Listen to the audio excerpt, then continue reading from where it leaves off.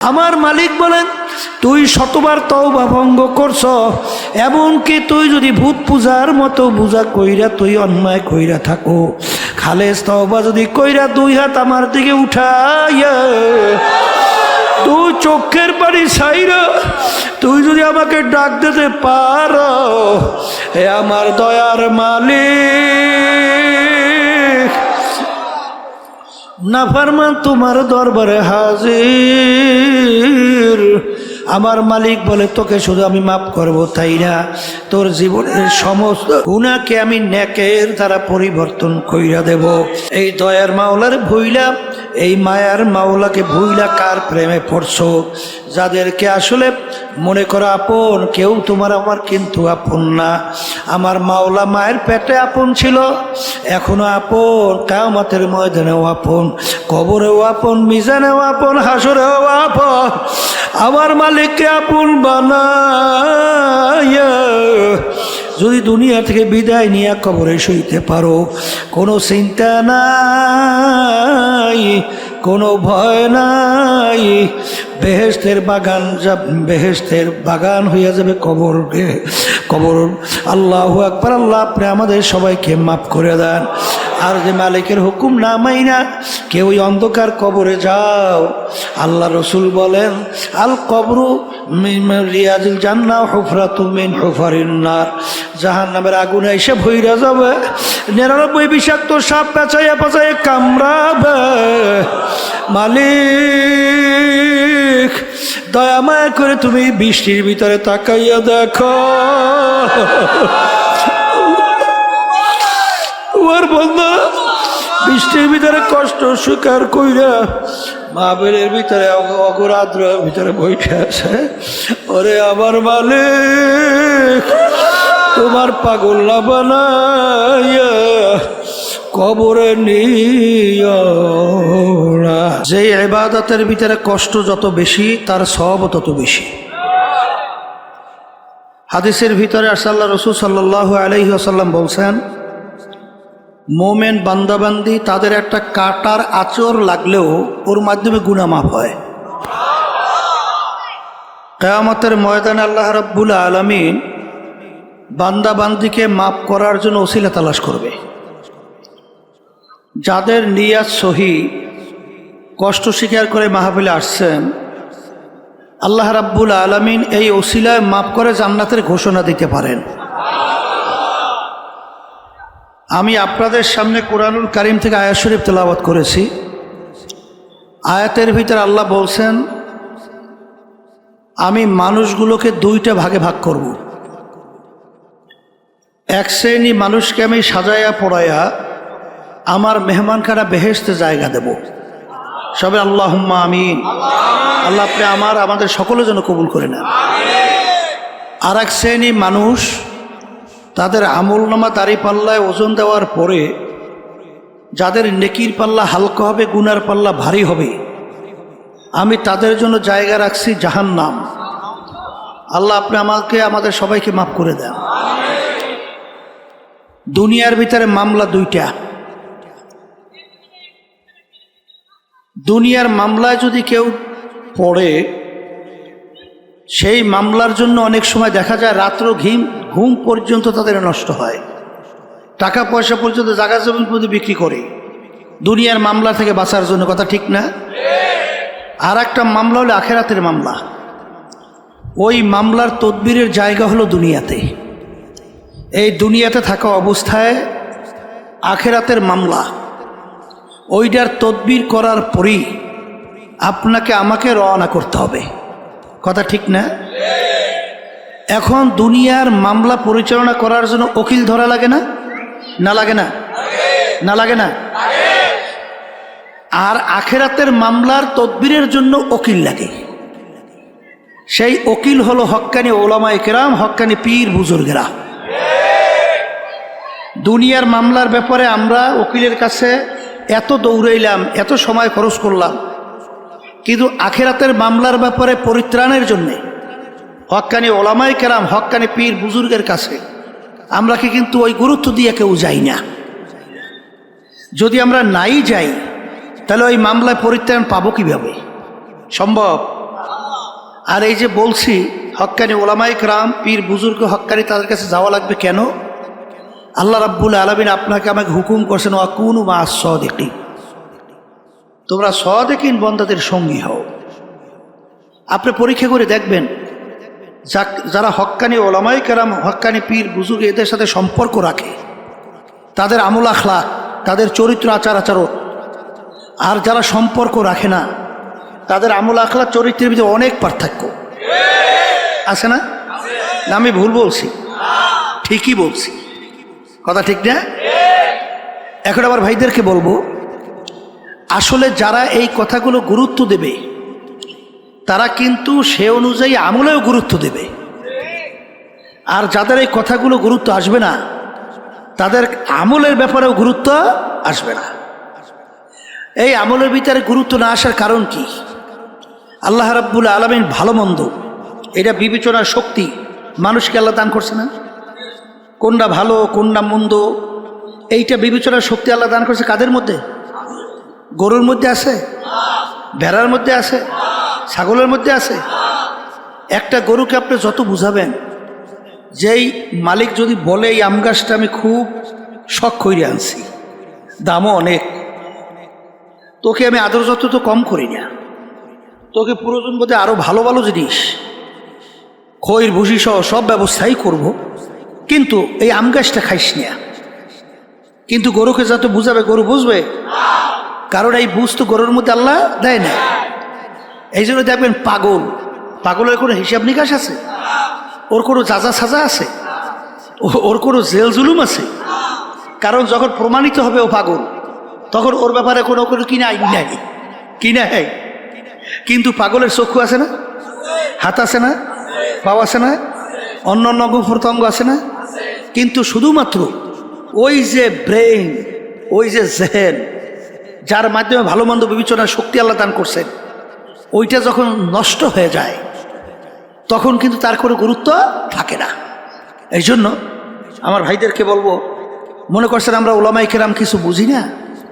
আরে বুঝতে শুনলেই তো টুপি রাখছি, বুঝতে শুনলেই তো লম্বা জামা গাই দিছি, বুঝতে শুনলেই তো দাঁড়িয়ে রাখছি, বুঝতে শুনে আল্লাহর রহমতে হারাম থেকে বাইসে থাকার চেষ্টা করি। হজরে মুয়াজ্জিন আজান দেয়, ওই শীতের কনকুইন্ডে ঠান্ডার মধ্যেও ল্যাপ তোষক ফালাইয়া পাগলের মতো উঠা মসজিদে দৌড়ই না। কারণ কি? ভালো করে চিন্তা ভাবনা করে দেখছি এই ব্রেন দিয়া, যে আসলে দুনিয়ার ভিতরে একটাই কিতাব, যেই কিতাবের শুরুতে লেখা আছে যালিকাল কিতাব লা রাইবা ফি। এই যে কিতাবটাকে কোনো ভুল সন্দেহ বলতে কিছু নাই। আজ পর্যন্ত দুনিয়া সৃষ্টির পরে আপনারা জানেন কত ইসলামের শত্রু গেল, এই আল্লাহ রসুলের জমানায়ও ছিল, মাঝখানেও গেছে, বর্তমানেও আছে। আজ পর্যন্ত কোরআনুল কারীম থেকে ভুল বের করতে পারছে? বরঞ্চ যারাই কোরআনুল কারীম নিয়ে ভুল বাড়া করার চেষ্টা করছে তারাই কিন্তু কালিমা পড়ে মুসলমান হয়ে গেছে। আপনারা জানেন ওই যে কানাডার টরেন্টো হয়েছে কানাডার রাজধানী, সেখানে ইউনিভার্সিটির প্রফেসর ক্যারি মিরল গণিত এবং যুক্তিশাস্ত্রের উপরে পাণ্ডিত্য অর্জন করছে। বাইবেল শাস্ত্রের উপরে এত পাণ্ডিত্য অর্জন করছিল, ধর্মীয় খ্রিস্টানদের ধর্মযাজক তার সঙ্গে যখন আহমদ দিদারের সঙ্গে ডিবেট হয় কোরআনুল কারীম এবং বাইবেল নিয়ে, তখন তিনি কোরআনুল কারীম রিসার্চ করতে যাইয়া এক পর্যায়ে তিনি যখন দেখলেন কোরআনুল কারীমের শুরুতে লেখা আছে যালিকাল কিতাব লা রাইবা ফি, এইটা পড়ার পরে তিনি হতভম্ব হয়ে গেছে যে দুনিয়া সৃষ্টির পরে এরকম কোনো ইতিহাস, এরকম কোন নজির নাই যে কেউ আজ পর্যন্ত তার লেখনীর মধ্যে, তার আবিষ্কারের মধ্যে, তার দর্শনের মধ্যে কেউ এরকম চ্যালেঞ্জ দিয়ে বলতে পারছে যে আমার লেখনীতে কোনো ভুল নাই, আমার দর্শনে কোনো ভুল নাই, আমার আবিষ্কারে কোনো ভুল নাই। আজ পর্যন্ত পারছে? কিন্তু একটাই কিতাব যার শুরুতে লেখা আছে ভুলও নাই সন্দেহ নাই। এইটা তিনি পড়ার পরই তিনি যত সামনে অগ্রসর হয় রিসার্চ করে, ততই কোরআনুল কারীম তাকে উল্টা প্রশ্ন ছুড়ে দেয়, তুই যত ভুল তালাশ করবি এই কালামে করে ভুল ভাবি না। এক পর্যায়ে তিনি দেখলেন যে কোরআনুল কারীম আল্লাহর হাবিব সাল্লাল্লাহু আলাইহি ওয়াসাল্লামের উপরে নাযিল হয়েছে। মুসলমানদের নবী না? আমাদের নবী না? কথা বলে না? খ্রিস্টানরা কি আমাদের নবী মানে? তারা নবী মানে ঈসা আলাইহিস সালাতু ওয়াস সালামকে। কথা ঠিক না?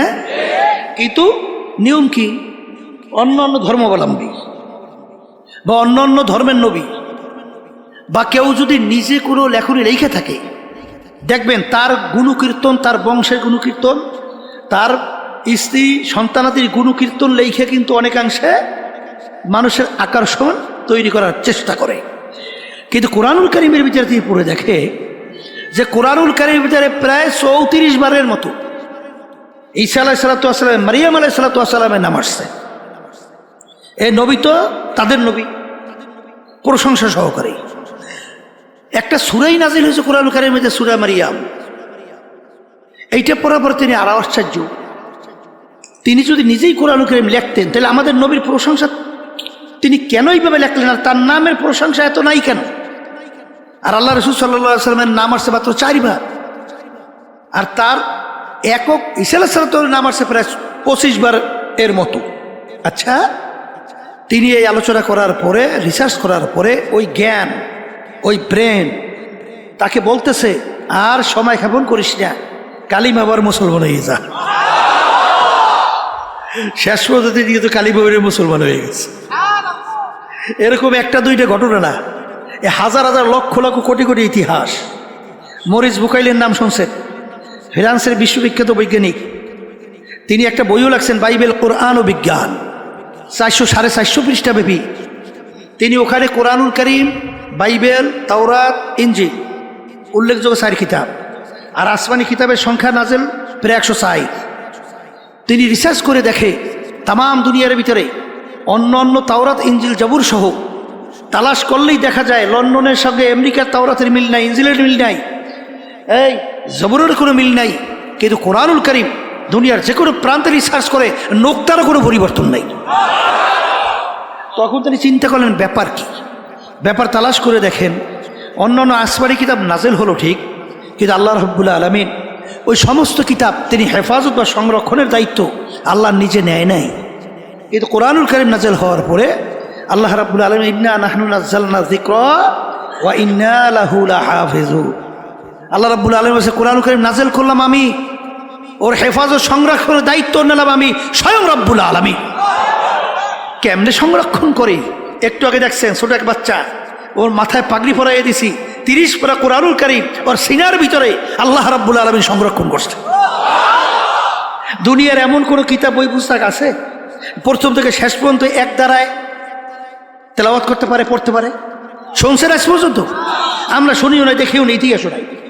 কিন্তু কোরআনুল কারীম এরকম ছোট ছোট ছোট ছোট বাচ্চা, তাদের সিনার মধ্যে আলিফ লাম থেকে শুরু করে নাস পর্যন্ত এক দাঁড়ায় একসঙ্গে তেলাওয়াত করে। কেমনে হেফাজত করে মালিক বুঝছে। এই জন্য আমার ভাইদেরকে বলবো, পর্দা আলে মা বোনেরা যারা শুনতেছেন, শোনেন, আসলে দুনিয়ার যে কোনো কাজের একটা সময় থাকে, তারিখ থাকে না, থাকে না? কিন্তু আপনার আমার মৃত্যু বা মৌতের সময় নির্ধারণ করা আছে কার কার? একটু মুখ খুললে বলেন। এইটা বলতে তো একটু কষ্ট হয়, ঠিক না? মনের কথা হলে তো একটু ভয়ই পায়, এত স্বাভাবিক, ঠিক না? কি নির্ধারণ আছে? আছে? কেউ জানা আছে এখান থেকে ওখানে যাইতে পারবেন? জানা আছে? এই বাংলাদেশের এক গান গায়ক, অনেকে জানেন, এই ফিরোজ শাহী, নাম শুনছেন না? স্টেজের মধ্যে উঠা গানে টান দিছে, 1 সেকেন্ডের নাই ভরসা, ঠাস নাই ভরসা, কইতে আছে এর ভিতরে পড়িয়ে গেছে, এর ভিতরে দেখে দুনিয়াতে না। আল্লাহ বলছেন যে তোর মাধ্যমেই দেখাবো, তুই বলছো সেকেন্ডের ভরসা নাই, আসলেই তো নাই। দেখ কেমনে নাই, আস্তের উপরে পড়িয়ে গেছে, আর দুনিয়াতে নাই। এই ঢাকা সদরঘাট, সেখান থেকে লঞ্চ আসছে বরগুনা যাবে, এই নদীর ভিতরে লঞ্চের ভিতরে আগুন ধরে গেছে। এখন যুবক ছেলে আগুনের ভিতরে আটকে পড়ে গেছে, বাপের কাছে মোবাইল করে, আব্বা যান দেখা হবে কিয়ামতের ময়দানে। আর দেখা হয় নাই, দেখা করতে পারে নাই, উইরা ছাই হয়ে গেছে। এই জন্য আর বাজানদেরকে বলবো, শোনেন, আল্লাহ এমন কোন ধর্মাবলম্বী নাই যেই ধর্ম, যারা বিশ্বাস করে, হিন্দু, খ্রিস্টান, ইহুদি, অন্যান্য যে ধর্মাবলম্বী উপজাতি সহ কোনো ধর্মাবলম্বী আছে তারা পরকাল বিশ্বাস করেন? এরকম কোনো ধর্মাবলম্বী আছে? সবাই বিশ্বাস করে না? করে না? এই আমরা মুসলমান, আমরাও তো পরকাল বিশ্বাস করি না? করি। তাহলে আজ পর্যন্ত মুসলমান জাতি ছাড়া অন্য কোনো জাতি চ্যালেঞ্জের মাধ্যমে দুনিয়ার ভিতরে বুক ফুলাইয়া গলা টান করে কেউ বাঁচতে পারে নাই। একমাত্র মুসলমান জাতি দুনিয়ার ভিতরে চ্যালেঞ্জের মাধ্যমে বুক ফুলাইয়া গলা টান করে বেঁচে আছে। কথা ঠিক না? ঠিক। আজকে মুসলমানের ঘরে জন্মগ্রহণ করার পরে খোদা নাখাস্তা যদি আল্লাহর হুকুম নবীর তরিকা অনুযায়ী না চইলা কেউ যদি আল্লাহর কাছে হাজিরে দেন, পথ কয়টা? রাস্তা কয়টা? দল কয়টা? আসতে কয় দুইটা না? ফারিকুম ফিল জান্নাতি ফারিকুম ফিস সাইর। কয়টা? কয় গুরু হইবি কয়টা? হ্যাঁ, এখন বেহেশতে কারা যাবে? আল্লাহর মেহমান খানায়। জাহান্নামে কারা যাবে? এইটা জানা লাগবে না? কথা বেশি লম্বা বলো না, সংক্ষেপ। হেদায়েতের মালিক আল্লাহ। হেদায়েতের মালিক কে? আল্লাহ। দোয়া করতে থাকেন, আল্লাহ রাব্বুল আলামিন আমাদেরকে যেন পরিপূর্ণ হেদায়েত দান করে। আল্লাহ রাব্বুল আলামিন বলছেন বেহেশতে যাওয়ার জন্য শর্ত দুইটা। কয়টা? ইন্নাল্লাযীনা আমানু ওয়া আমিলুস সলিহাত কানাত লাহুম জান্নাতুল ফিরদাউসি নুজুলা। বেহেশতে যারা যাইতে চাও, আল্লাহ শর্ত লাগাইছেন দুইটা কাজ করা লাগবে। একটা হলো ঈমান আনা লাগবে। জোরে বলেন, কি আনা লাগবে? ঈমান একটা আরবি শব্দ, বাংলা অর্থ হলো বিশ্বাস। বিশ্বাস আবার তিন জিনিসের সমন্বয়। মুখে স্বীকার করা আল্লাহ কয়জন? একজন। অন্তরে বিশ্বাস করা লাগবে আল্লাহ কয়জন? কাজে প্রমাণ করে দেখানো লাগবে আল্লাহ কয়জন? রিজিক দেওয়ার মালিক বলেন, মুখ খুলে বলে আল্লাহ। এই মারুই না বা সুইনা মালিক, এই ভালো মন্দ এর মালিক। এই আল্লাহর বান্দারা ভালো কইরা বোঝেন, ক্ষমতা দেওয়া নেওয়ার মালিক। কুলিল্লাহুম্মা মালিকাল মুলক। দেখা যায় আমার মালিক বাদশার বাদশা, রাজার রাজা। আল্লাহ যাকে ইচ্ছা করেন বাদশাহী দেন, আবার ছেড়ে নেয়।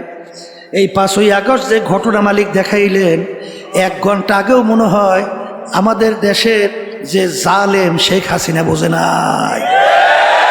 বুঝছিল? বুঝছিল? বুঝছিল?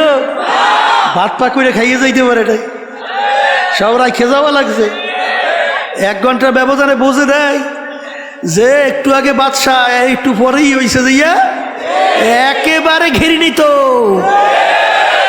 কথা ঠিক না? ঠিক। কে করে? হ্যাঁ, এই ক্ষমতা দেওয়ার, সম্মান দেওয়ার মালিক, নেওয়ার মালিক, আইন দেওয়ার মালিক। কিন্তু বর্তমানে আমার বাজানরা বলবো, পর্দালে মা বোনরা যারা শুনছেন, এক শ্রেণী আমার বাজানরা অনেক অনেক ক্ষেত্রে আমার মালিককে মনে করে এইটা মালিক, ইমানের ব্যাপারে কোনো ঘাটতি নেই বলে। কিন্তু এক শ্রেণী আমার বাজানরা মানব রচিত তন্ত্র মন্ত্র, আল্লাহ রাব্বুল আলামিন বলো ওয়াজতানিবুত তাগুত, তোমরা তাগুত থেকে পরহেজ করো। তাগুত কাকে বলে? মানব রচিত তন্ত্র মন্ত্রই হলো তাগুদের ভিতরে বড় একটা তাগুত।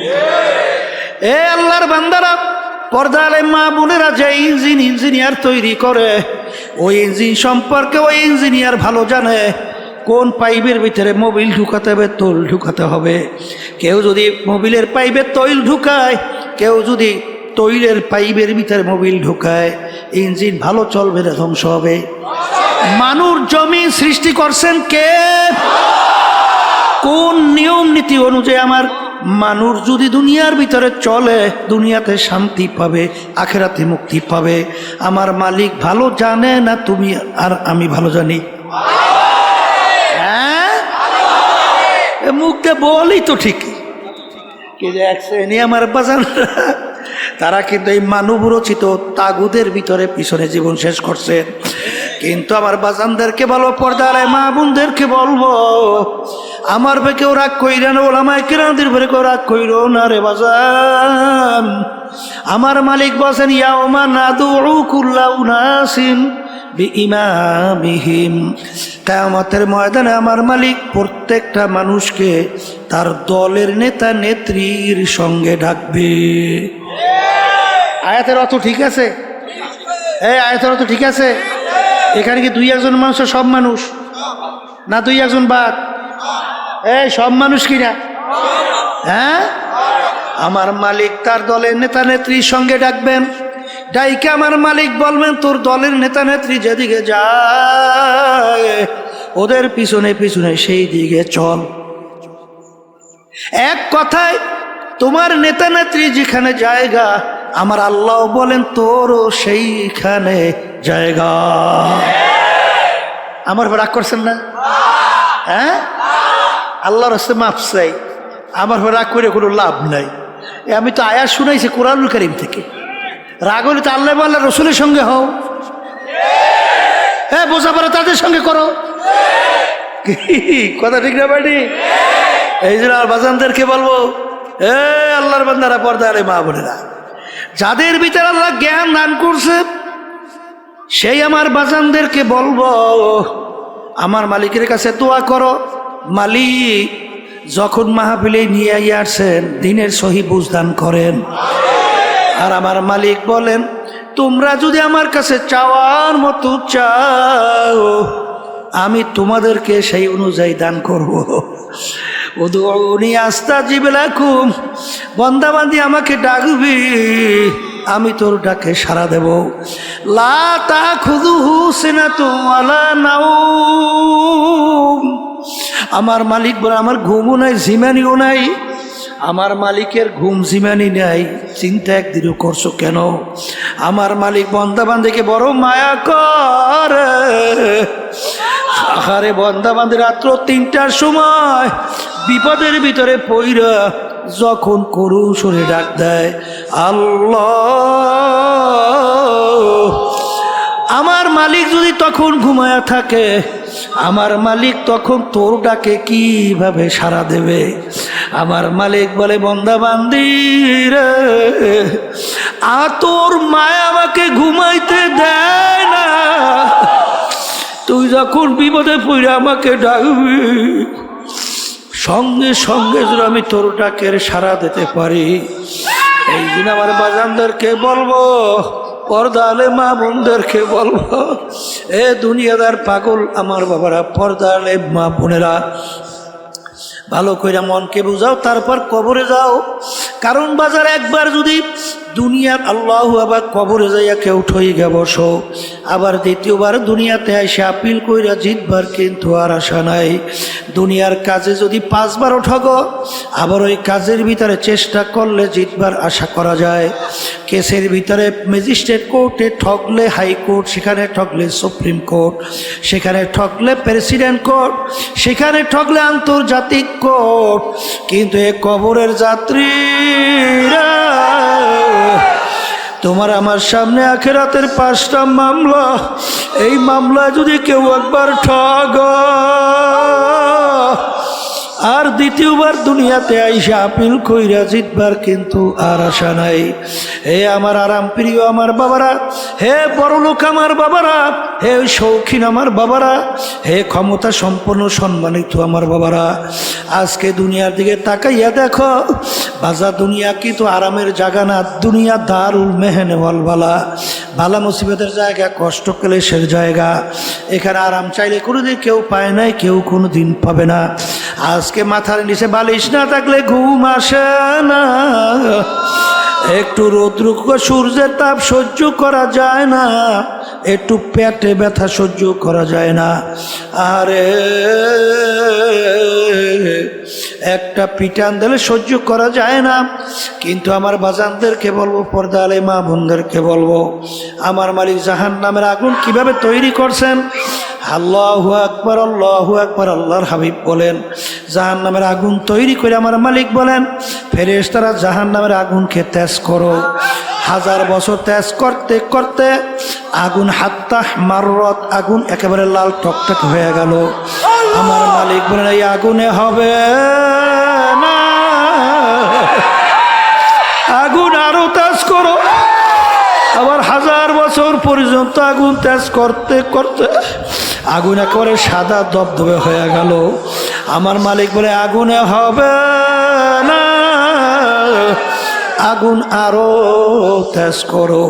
1000 বছর আগুন তেজ করতে করতে হাত্তা সওয়াদ্দাত, আগুন এখন অন্ধকার কালো অমাবস্যার রাত্রে কালো হয়ে গেল। ওই আগুন এখন জাহান্নামের কালো অবস্থায়, ওই আগুন এমন তেজের আগুন হবে। আমার মালিক বলেন নারুল্লাহি মুকাদাতুল্লাতি তাত্তালিউ আলাল আফইদা, শরীরের যে কোনো জায়গায় লাগবে আগুন যাইয়া কলিজা পর্যন্ত পয়সা যাবে। আল্লাহ তুমি আমাকে আমাদের সবাইকে মাফ করিয়া এ দুনিয়াদার পাগল। আজকে ঠান্ডার ভিতরে শীতের ভিতরে ঘুমানোর জন্য আমরা ল্যাপ ব্যবহার করি, তোষক লাইসা বিছানায় শুয়ে পড়ি, বালিশ মাথার নিচে দিয়া ঘুমাই। ওদিকে ফজরের সময় মুয়াজ্জিন আযান দেয়, তুমি নাকটাই না ঘুমাও, নামাজে যাও না। আমার মালিক বলেন তোর জন্য জাহান্নামের মধ্যে আমি ল্যাপ তোষকের ব্যবস্থা রাখছি।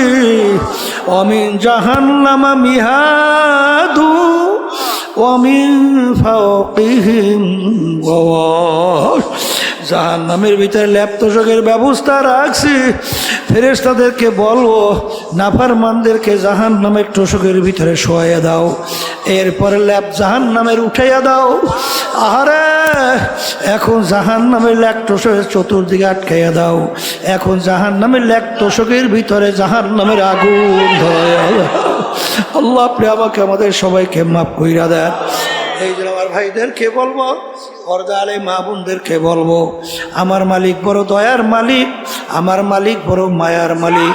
দুনিয়ার স্বার্থ দেখছো, সন্তান অনেক সময় বাপ মাকে মাইরা ফেলায়, মা সন্তানকে মাইরা ফেলায়, বন্ধু বন্ধুকে মাইরা ফেলায়, বাজানে একজন আর একজনকে স্বার্থর বেঘাত ঘটলেই মাইরা ফেলায়।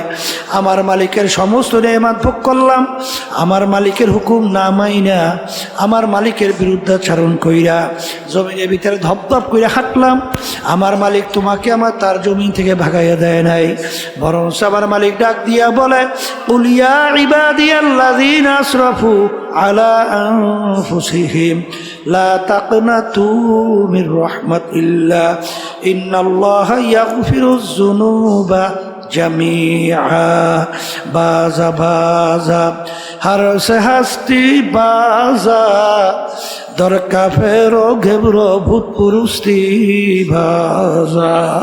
এই দরগাহে মা দরগাহে নাউমিদিনিস সদবরাগর তওবা শিকাস্তি বাজা। আমার মালিক বলেন তুই শতবার তওবা ভঙ্গ করছ, এমনকি তুই যদি ভূত পূজার মতো পূজা কইরা তুই অন্যায় কইরা থাকো, খালেস তওবা যদি কইরা 2 হাত আমার দিকে উঠাইয়া তুই চোখের পানি ছাইরা তুই যদি আমাকে ডাক দিতে পারো, হে আমার দয়ার মালিক, নাফরমান তোমার দরবারে হাজির। আমার মালিক বলে তোকে শুধু আমি মাফ করব তাই না, তোর জীবনের সমস্ত গুনাহকে আমি নেকের দ্বারা পরিবর্তন কইরা দেব। এই দয়ার মাওলার ভুইলা, এই মায়ার মাওলাকে ভুইলা কার প্রেমে পড়ছো? যাদেরকে আসলে মনে করো আপন, কেউ তোমার আমার কিন্তু আপন না। আমার মাওলা মায়ের পেটে আপন ছিল, এখনো আপন, কিয়ামতের ময়দানেও আপন, কবরেও আপন, মিজানেও আপন, হাসরেও আপন। আমার মালিককে আপন বানায়া যদি দুনিয়া থেকে বিদায় নিয়ে কবরে শুইতে পারো, কোনো চিন্তা নাই, কোনো ভয় নাই, বেহেশতের বাগান বেহেশতের বাগান হইয়া যাবে কবরকে কবর। আল্লাহু আকবার। আল্লাহ আপনি আমাদের সবাইকে মাফ করে দেন।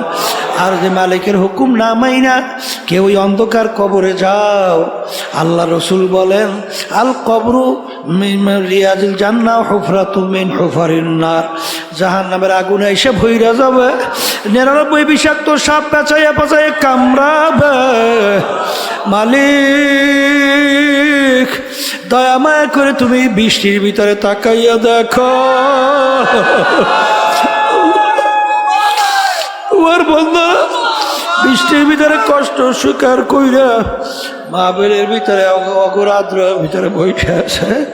ওরে আমার মালিক তোমার পাগল না বানাইয়া কবরে নিয়া